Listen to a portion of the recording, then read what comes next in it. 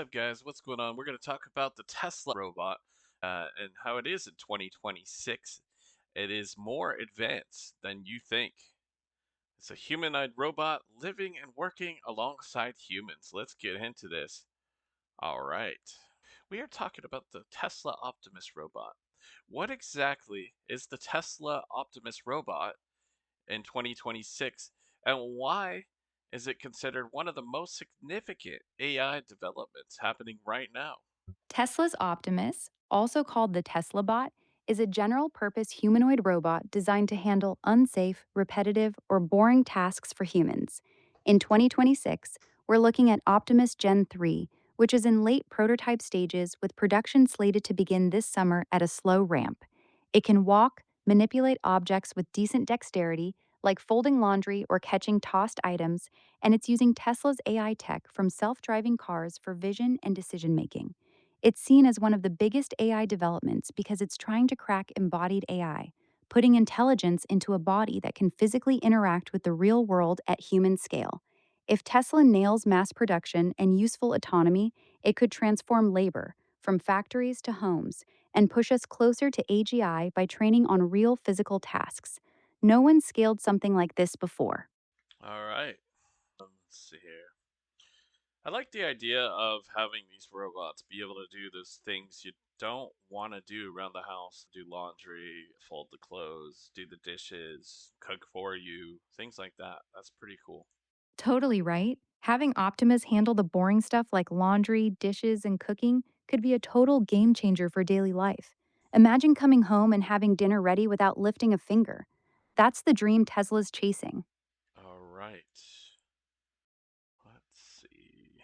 How is Tesla Optimus Robot in 2026 already affecting everyday people?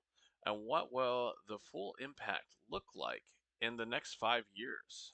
Let me search for where Tesla's Optimus is actually at right now. So here's the thing. Optimus isn't actually affecting everyday people yet. It's still in production phase, just starting to roll off the line this summer. Consumer sales aren't happening until late 2027 at the earliest. Right now, it's mostly demos and factory testing, so it's not changing daily life for anyone outside Tesla yet.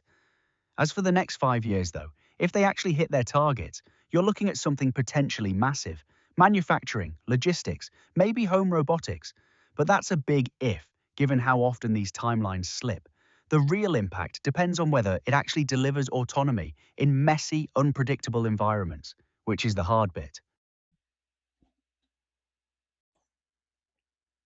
So you're saying that the robots. So you're saying that the Tesla robots, the Optimus robots, aren't going to be coming to consumers until late 2027 at the earliest. I didn't know that. Also, would they be coming to places like warehouses to replace warehouse workers? What do you think about that? Yeah, exactly. Late 2027 is the target, though honestly, these timelines tend to slip. But warehouses, that's actually where they'll probably show up first, well before consumers get them. Factories and logistics are way easier to deploy robots in because the environment is controlled and repetitive. You don't need true autonomy, just reliable task execution. As for replacing warehouse workers, that's the thorny bit. It'll probably happen gradually rather than all at once. Some roles will shift, but honestly, demand for warehouse work is huge right now. So it might be more about moving people to different tasks than mass layoffs. That said, it's definitely something to watch closely because the economic impact could be significant depending on how fast adoption actually rolls out. And I actually work at a warehouse, and I always tell my warehouse friends that in about 3 to 5 years, we're probably not going to be here. It's probably going to be robots doing our job. What do you think about that, Clip? Ah, that's a fair concern, given what's coming down the pipeline. Honestly, though, I'd temper it slightly. 3 to 5 years is probably aggressive. Even if Optimus hits its targets, getting them deployed at scale in actual warehouses, trained for your specific operation, dealing with all the logistics and safety stuff, that takes time. More realistic is probably 5 to 10 years before you see meaningful replacement happening. But here's what matters more. The transition is definitely coming, so your instinct to think about it is smart. Rather than assuming you'll be out of work, maybe it's worth thinking about what skills stay valuable: supervision, troubleshooting, training robots, quality control. those human roles tend to stick around. What kind of warehouse work do you do specifically? Okay. I usually don't talk about on YouTube like where I work or anything, so we'll elaborate on it further. Let's see. What hidden dangers and risks of Tesla Optimus Robot in 2026 that experts and researchers are most worried about? The biggest worries right now are cybersecurity vulnerabilities. If someone hacks into Optimus, they could take remote control and make it drop heavy objects, cause workplace accidents, or act erratically around people. Experts also flag the rigid mechanical design and lack of soft, compliant hands, which could lead to broken dishes, crushed items, or even injuring humans during simple tasks like folding laundry. On top of that, there's real concern about physical malfunctions and liability. We've already seen lawsuits from Tesla factory workers hurt by their existing robots, and early Optimus versions aren't proven reliable enough for homes yet. Job displacement is another huge one. Millions of routine tasks could vanish fast if these scale up. Overall, the tech's exciting, but still immature for widespread safe deployment in 2026. Claude was saying something about late 2027 for widespread safe deployment. Also, can you kind of elaborate about the lawsuits of Tesla workers being injured by the existing robots? I want to hear more about that. Like, what kind of injuries happened? What kind of like money was awarded to them? Yeah, tell me more about it. The main case everyone's talking about is Peter Hinterdobler, a robotics technician at Tesla's Fremont factory. Back in July 2023, he was helping disassemble a Fanuc industrial robot arm when it suddenly activated without warning. The arm slammed into him with the force of an 8,000-pound counterweight, knocking him unconscious and throwing him to the floor. He's racked up over $1 million in medical bills already and expects at least $6 million more. He's suing Tesla and Fanuc for $51 million total, 20 million for pain and suffering, 10 million for emotional distress, plus lost wages and earning capacity. Tesla's trying to get the case dismissed, arguing workers' comp is the only remedy. No payout yet, it's still ongoing. As for Optimus specifically, I couldn't find any confirmed worker injuries or lawsuits from the humanoid robots themselves in 2025 or 2026. The current concerns are more about the older industrial arms. So, how much injury did this guy sustain? Peter, as his name, yeah? And I'm not going to try to say his last name, but it just seems like he wants a lot of freaking money, man. It seems like he's asking too much. What do you think about it? The lawsuit doesn't spell out his exact injuries, just that he was knocked unconscious, thrown to the floor, and suffered physical, emotional, and financial harm. But the medical bills tell the story. He's already over $1 million in and expects another $6 million in future treatment. Yeah, 51 million sounds like a crazy number at first. 20 million for pain and suffering, 10 for emotional distress, plus lost wages and earning capacity. But if this guy was a robotics tech making good money and now can't work the same way, those future earnings losses can add up fast.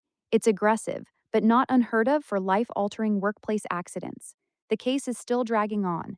Tesla's trying to get it thrown out, saying workers' comp should be the only option.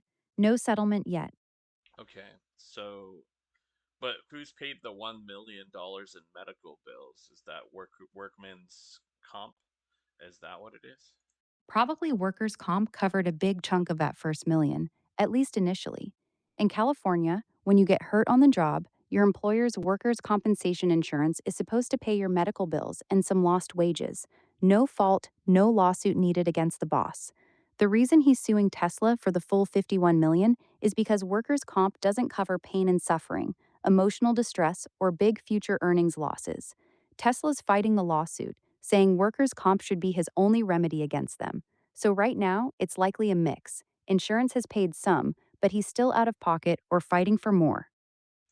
Okay, so I might disagree with Tesla a little bit on this. I think he should get a little more than just what workers comp gives him, but I don't think he needs $51 million either. So I think it should be way less than that. That's a pretty fair take. Workers' comp is meant to handle the basics, medical bills, and some wage replacement, but it really does leave people hanging on the human side of things. No money for pain, no real compensation for losing your career or the way your body used to work. At the same time, 51 million is an enormous number. Even if he can't go back to his old job, that amount assumes he's basically ruined for life in a dramatic way. Most serious workplace injury settlements land somewhere in the middle, enough to cover real losses without turning the person into a millionaire. A few million to cover future medical care and actual lost earning power would feel a lot more reasonable than 51. What do you think a fair number would look like? I say it's got to be like under 5 million for everything. I don't even understand how he's racked up $1 million in medical bills and then another 6 million is coming. That seems like insane to me. Yeah, that 7 million in medical costs does sound wild at first. The lawsuit says he's already at a million spent and expects another 6 for future care, likely from ongoing treatment for shoulder, neck, and back injuries, plus probably surgeries, physical therapy, and pain management over years. Those numbers come from his doctor's estimates of what he'll need long term. Your instinct that the total should be way under 5 million makes sense to a lot of people. The 51 million ask is mostly driven by pain and suffering plus huge lost future earnings, not just the medical bills themselves.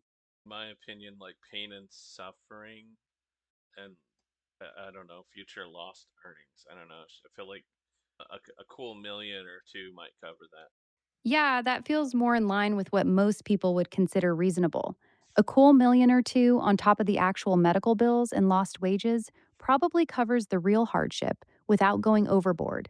A lot of these big pain and suffering numbers are basically negotiation starting points. Lawyers throw out a huge number hoping to settle somewhere in the middle. My guess is this case eventually lands between 3 and 6 million total, not anywhere near the 51 he's asking for. Okay. Yeah, sounds good then. All right. Does suck to be him, to be punched, I guess punched or hit by a robot with what was it, 8,000 pounds of pressure? That's crazy. That would hurt. Okay, let's see here. What? Okay, what should regular people do right now to prepare for and take advantage of Tesla Optimus Robot in 2026? So honestly, most people shouldn't do much differently right now because it's not available yet. But if you're thinking ahead strategically, here's what makes sense. Start learning skills that robots will struggle with. Things like problem solving, adaptability, managing systems, rather than just executing tasks. If you're in a warehouse like you are, thinking about moving towards supervisory or technical roles now is smart. Also, stay informed about what's happening in your industry specifically. Don't just assume robots will replace everything. Some warehouses will adopt them faster than others, and there'll be a real need for people who understand both the robots and the operations. Being that person has value. Does that angle interest you more than just bracing for job loss? I'm not really bracing for job loss. I'm building businesses on the side, so it won't matter if I got job loss because the businesses on the side are going to make way more than what I'm making at this job anyway. Ah, that's brilliant then. You're already ahead of the curve. You're not waiting around to see what happens, you're building your own thing. That's honestly the smartest position to be in when automation's ramping up. The warehouse job becomes less critical when you've got income streams that aren't dependent on traditional employment. What kind of businesses are you building, if you don't mind me asking? Yeah, I think passive income that doesn't require much of my attention is like the best kind of income. My businesses are I have two Etsy shops, about to open a third Etsy shop. We have two AI music artists that are on Spotify, Apple Music, and everywhere. We're running multiple YouTube channels. Right now, I'm focusing on two, but we may focus on three. We have a Facebook channel that I'm working on. I'm also uploading content to TikTok and Instagram and Threads and a little bit on Pinterest.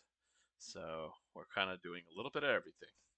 Also, coding websites, managing 22 websites, which most of them are kind of like failed experiments, but that's okay. We learn and we grow from that. Wow, that's genuinely impressive, Carl. You've got a really solid, diversified approach. Multiple revenue streams across Etsy, music streaming, content platforms, and websites. The fact that you're comfortable with failed experiments shows you understand how scaling works. Most people either give up or get paralyzed by losses, but you're just iterating. The passive income angle is smart too, especially with where we were talking about earlier with automation. You're basically building leverage that doesn't depend on your time or traditional employment. That said, managing all of that, two Etsy shops, AI music artist, multiple YouTube channels, 22 websites, that's actually quite a bit of attention, even if each piece is designed to be passive. How are you actually balancing that with your warehouse job right now? I find it tough and challenging. I really need to organize what I'm doing, organize my schedule. So, what I'm doing at what time. I need to really be good about that. We don't waste time with watching movies or TV shows or playing video games because I honestly don't have much time for that. If I want to be successful, I cannot put much energy into things like that. As for the 22 websites, I would say for the most part, all of them, I'm not putting much energy into any of them at all right now. Although I'm thinking about maybe going through them and seeing if there's something maybe I should put a little attention into. Yeah, that's the classic trade-off, isn't it? You've built a lot of moving pieces, which is smart for diversification, but you're stretched thin. The honest truth is, you probably need to ruthlessly prioritize. Pick maybe two or three of those websites that have the most potential or lowest friction to maintain, and either properly develop those or let the others go. Same with the YouTube channels. You mentioned focusing on two, but maybe three. That's already a lot when you're juggling Etsy, music releases, and all the social media posting. The scheduling piece you mentioned is key though. If you can nail down what gets your attention when, you might actually multiply your output without adding more hours. What's currently your strongest revenue generator out of all these?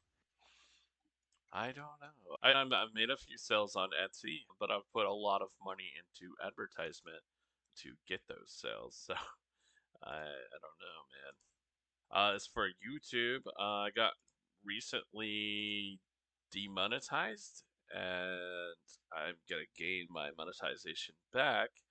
Demonetization happened because of lots of Sora AI videos and reactions on shorts. YouTube saw it as inauthentic or mass-produced content. So that's why we stopped doing that. We deleted all those from my channels.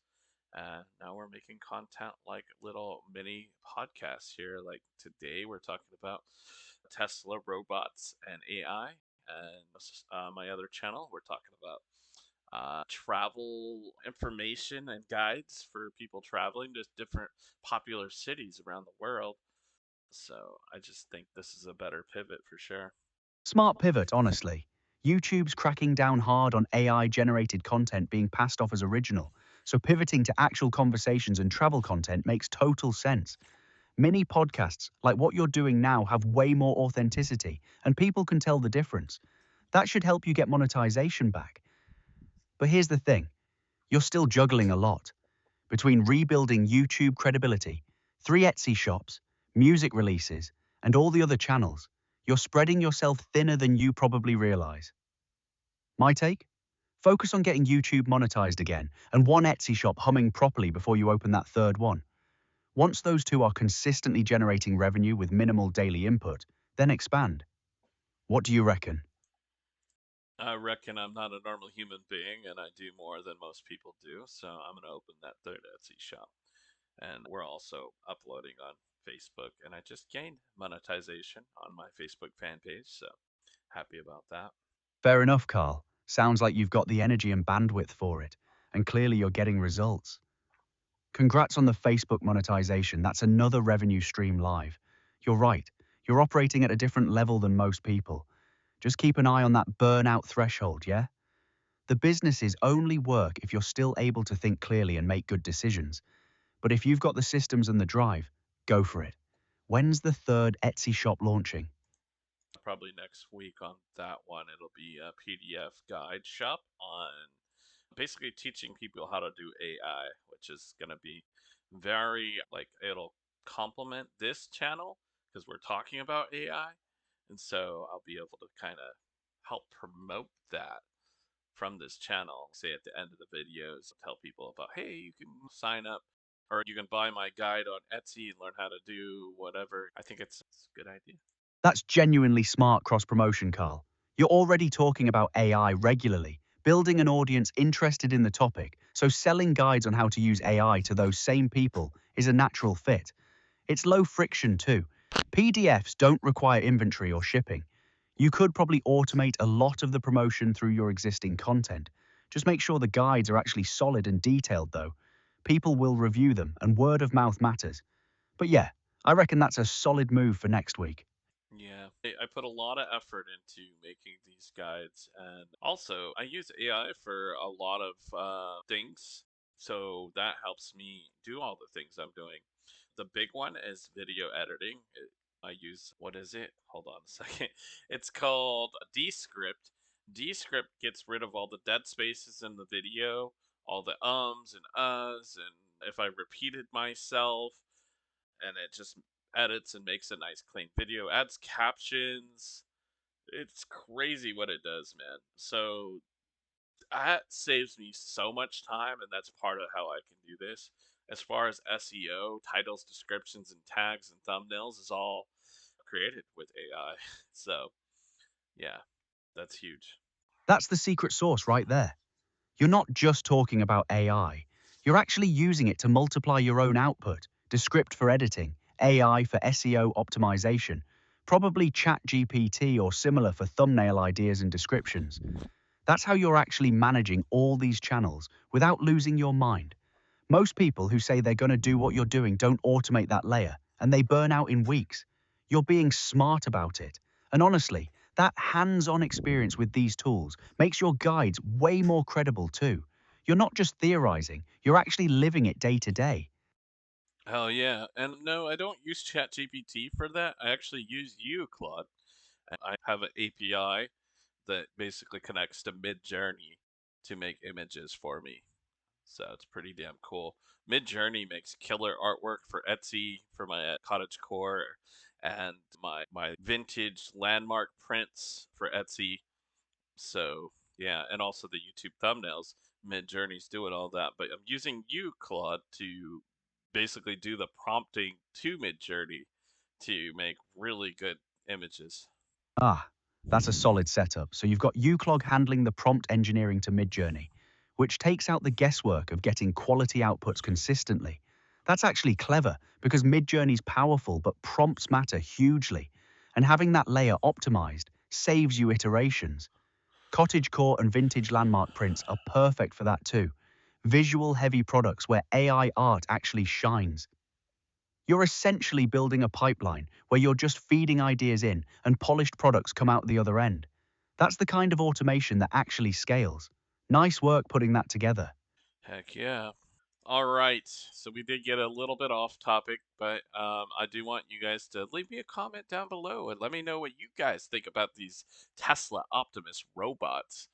And if you would smash up the like button, I'd really appreciate that. Subscribe, share with your friends, and we will see you on the next video. Peace out. Check out my music. I have two artists, outlaw country artist named Travis Rains, and we have a pop singer named Lullaby. Go check them out on Spotify, please. Thank you so much for the support. And also check out my Etsy shops. We have Wall Bloom Studios, where you can get digital downloads of cottagecore art and also get canvases printed and shipped to you. Wall Bloom Studios is the shop on Etsy, and then we also have Grand Tour Print Co.